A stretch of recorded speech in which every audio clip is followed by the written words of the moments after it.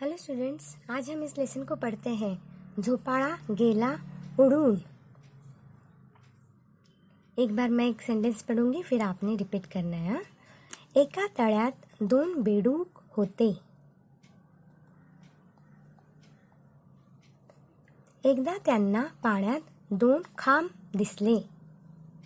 एकदा त्यांना पाण्यात दोन खांब दिसले। त्यांनी एक वेल आणून खांबांना बांधला। वेलाचा छानदार झोपाळा तयार झाला।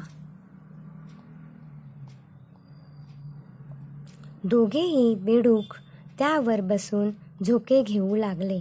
दोघेही बेडूक त्यावर बसून झोके घेऊ लागले।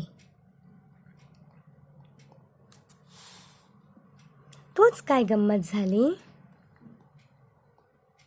अचानक तो झोपाळा उडू लागला।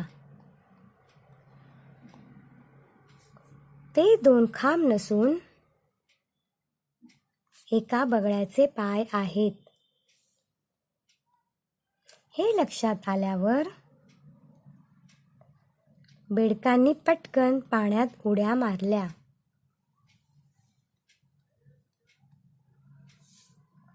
अब मैं इस पूरे लेसन को एक बार पढ़ लेती हूँ। एका तळ्यात दोन बेडूक होते।